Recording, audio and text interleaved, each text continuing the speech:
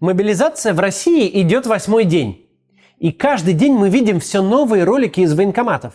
Женщины утирают слезы и напутственно крестят призывников, мужчины деловито грузятся в автобусы, как будто так и надо. Можно подумать, мужики на рыбалку собрались, а не на войну, где придется умирать в окопах и гореть в танках заживо.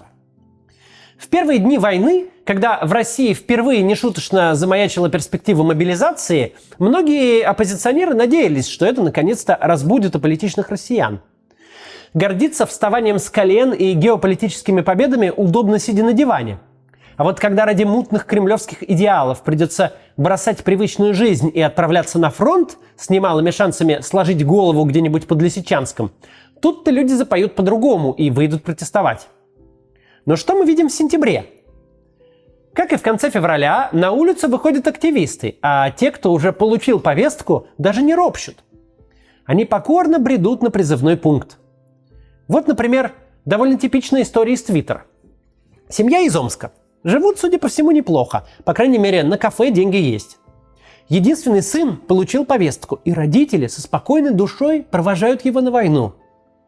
Хотя отец сам бывал в горячих точках и понимает, что это ад на земле.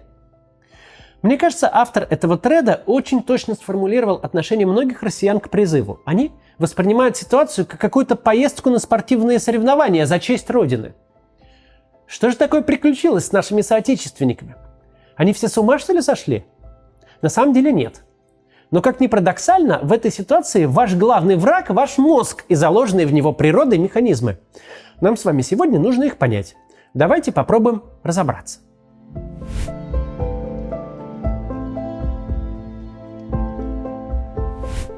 Прежде чем начнем разбираться, у меня обращение к подписчикам. Во время этой поездки в Европу я встретился с несколькими местными политиками и удивился нескольким вещам. Во-первых, со мной внезапно готовы разговаривать.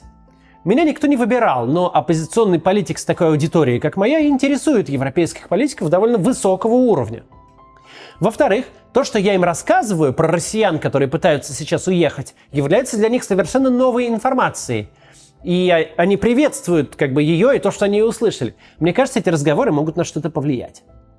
Поэтому я хочу вас попросить, если среди моих зрителей есть те, кто может помочь организовать встречу с людьми в Еврокомиссии или в любых национальных правительствах Евросоюза, которые занимаются вопросами внешней политики или России, пожалуйста, помогите организовать такие встречи, и я тогда на них приеду. Моя цель не в том, чтобы встречи были публичными, и фотки публиковать я, мол, с такими-то встречаюсь. Моя цель в том, чтобы донести мою позицию до политиков.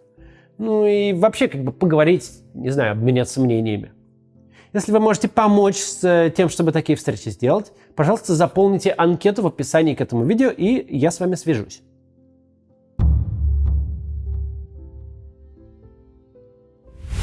Сегодня будет много слов про когнитивные искажения, и я для начала хочу предостеречь вас от одного из них. Сейчас мы видим множество примеров, как люди идут в военкомат по собственной воле, а тех, кто уклоняется от призыва, наоборот, особо не видим. Поэтому возникает впечатление, что россияне все поголовно смирились с тем, что надо ехать на войну, убивать и умирать. Но ничего подобного. Уклонисты сейчас меньше всего стремятся к публичности. Это вопрос их безопасности. Но посмотрите на безумные многочасовые очереди на границах. Это как раз те россияне, которые на войну не хотят. Но факт остается фактом. Есть много российских мужчин, которые, получив повестку, идут в военкоматы, как будто так и надо. И не только в глубинке. Там как-то, может, еще и можно было это понять. В маленьком городе, где все на виду, спрятаться довольно сложно. Но вот видео из Тимирязевского военкомата Москвы. Это вообще почти самый центр. Мы видим совершенно обычных, нормальных с виду людей. Если не знать контекст, то выглядит все совершенно обыденно. Молодые люди куда-то едут, а женщины их провожают и немного грустят. Что ж, бывает. Ни за что не догадаешься, что это женщины, которые, скорее всего, видят своих мужчин в последний раз в жизни. Понятно, что в России действительно есть люди, которые верят телевизору, мол, нам угрожает коллективный Запад и надо срочно спасать Родину.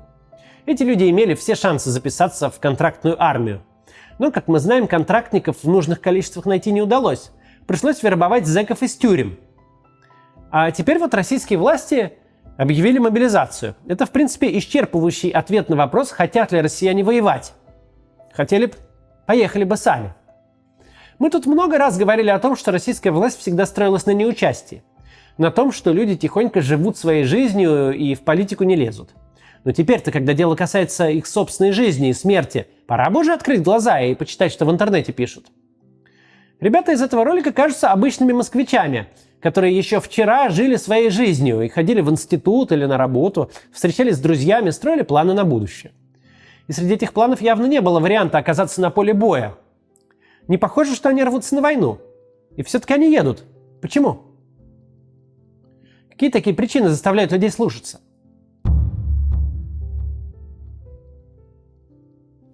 Начнем с самого простого. Люди боятся сесть в тюрьму. Буквально на днях Путин подписал поправки в Уголовный кодекс, и теперь за отказ воевать можно получить до 15 лет тюрьмы.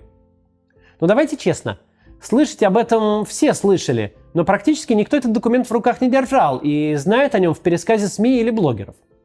И далеко не все уловили ключевой момент. Ответственность за дезертирство наступает только для тех, кто уже находится в армии. О том, что за неявку по повестке грозит разве что административная статья и штраф в пределах 3000 рублей, которые еще и вряд ли выпишут, многие вообще не знают. И свято верят, что если они проигнорируют подписанную ими даже повестку, их тут же схватят и уволокут в тюрьму. А дальше они приходят в военкомат, получают направление в войска, и теперь уже они действительно рискуют попасть под уголовку, если откажутся идти на фронт или выполнять приказ. Именно поэтому ходить в военкомат категорически нельзя.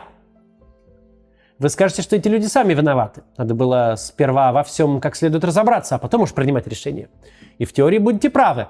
Но на практике люди склонны действовать, исходя из собственных представлений о реальности, которые от настоящей реальности часто очень далеки.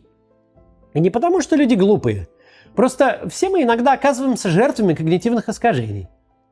Это только кажется, что люди действуют логично и разумно. По крайней мере, те, кого мы привыкли считать вменяемыми и адекватными. На самом деле нами управляет наш мозг, а это страшно ленивый орган.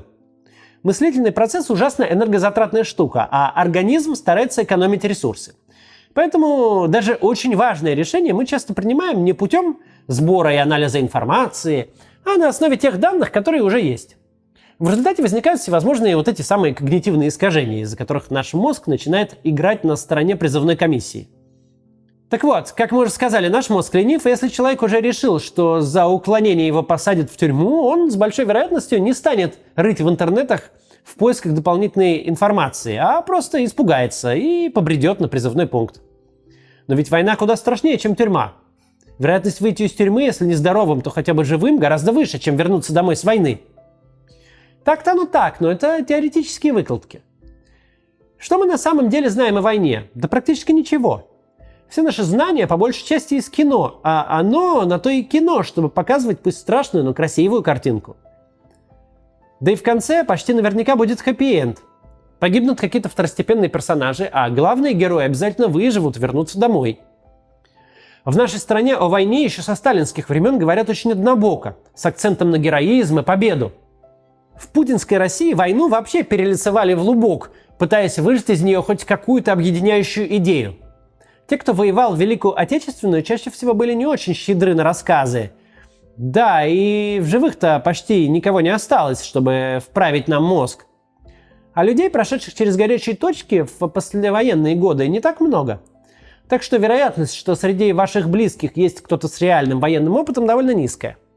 Кстати, люди в Дагестане, где сейчас, судя по всему, происходят самые активные протесты, возможно, потому и протестуют, что в этом регионе о войне знают не понаслышке, в отличие от Центральной России. Для большинства россиян война – это какая-то абстракция. А вот с людьми, отсидевшими в тюрьме, знакомы многие. Россия – один из мировых лидеров по числу заключенных. У нас каждый 10-й побывал в заключении. Это с учетом женщин и детей. А среди мужчин почти каждый 4-й. Российская тюрьма – это страшно. До начала войны это было худшее место, куда вообще можно попасть. Так что неудивительно, что риск оказаться в тюрьме может восприниматься гораздо ярче и убедительнее, чем риск погибнуть на войне. Да и кто вообще сказал, что я там обязательно погибну, думают люди.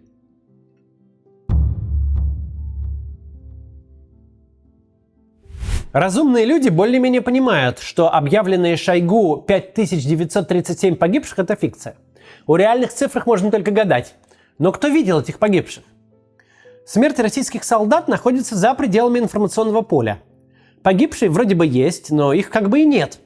Человек, который идет на призывной пункт, наверняка догадывается, что война штука смертельно опасная, но верит, что смелого пуля боится и смелого штык не берет.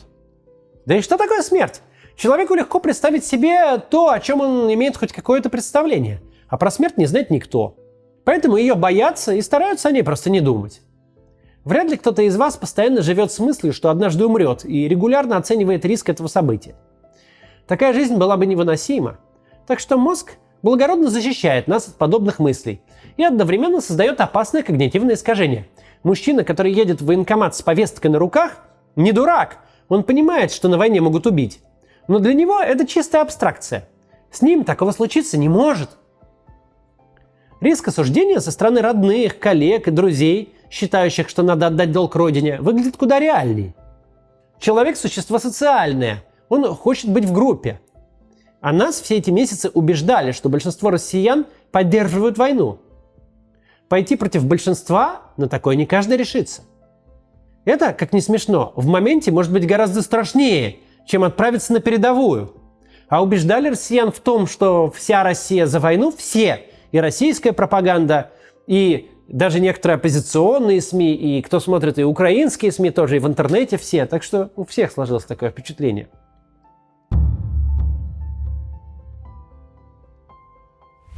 Откуда берется фатализм? Мы живем в стране, где существует особый вид отношений общества с властью. Добровольно-принудительные. В советское время люди с высшим образованием ездили на картошку, а на майские праздники граждане отправлялись не на дачу шашлыки жарить, а на демонстрацию, чтобы махать флажками перед трибуной. В наши дни люди голосуют по указке начальства на работе и посещают митинги в поддержку власти. Для многих мобилизация – явление того же порядка. Да, не хочется, но надо. Тем более, что люди не всегда умеют оценивать риски и в целом надеются, что пронесет. И давайте не будем забывать о пропаганде. Люди, которых она не зацепила, даже по касательной, скорее всего, уже в безопасности. Ну или стоят в очереди на выезд из страны, ну или собираются в нее встать. Или ищут другие способы избежать поездки на фронт. Все остальные телевизор посмотрели и свою порцию яда оттуда получили. Они, может, и понимают, что пропаганда им врет. Да и в целом ситуации в стране не очень довольны. Но картину мира получают именно от пропаганды. Когда сам президент объявил мобилизацию, хочется верить, что она частичная. Хочется верить, что солдат сперва хорошо накормят и тепло оденут, потом старательно обучат и только после этого отправят воевать. И не на передовую, а освобожденные территории охранять. А как только человек в это поверил, переубедить его будет ой как нелегко. Еще одно когнитивное искажение заключается в том, что мы охотно верим фактам, которые подтверждают наше воззрение, и очень подозрительно относимся ко всему, что им противоречит.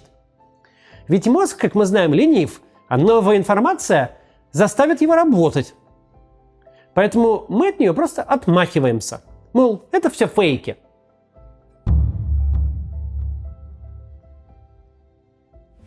Я говорю об этом каждый день и повторю еще раз. Если вы мужчина и находитесь в России, ваша главная задача в жизни сейчас – избежать призыва. Да, вынужденная эмиграция, необходимость сменить жилье и бросить работу, жизнь на полулегальном положении – так себе перспективы. Плюс нет стопроцентной гарантии, что все это сработает. И тут вас подстерегает еще одна опасность – ощущение, что проще вообще ничего не делать. Тем более, что успехи мы склонны принимать как добытые нами, приписывать их себе. А вот поражение любим объяснять вмешательством злых внешних сил. Да, все плохо, но я в этом не виноват. Как мы видим, наш мозг готов подкинуть утешение в любой сложной ситуации. У него есть когнитивные искажения на любой случай, не ведитесь.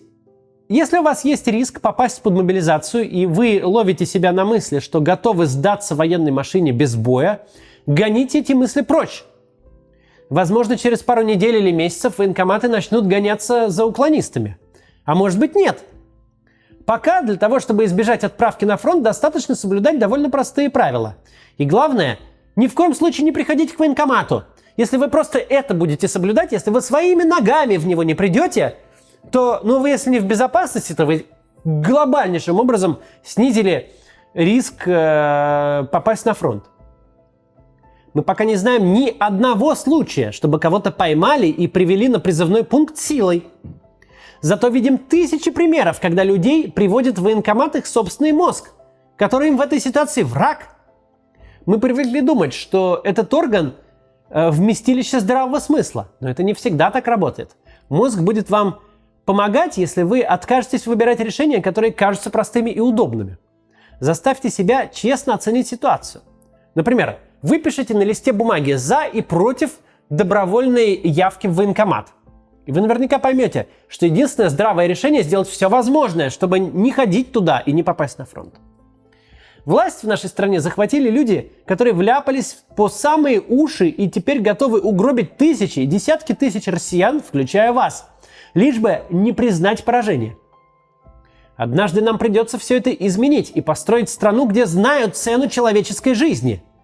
А для этого нужны вы, живые и здоровые. Так что никаких военкоматов, пожалуйста. Берегите себя. До завтра.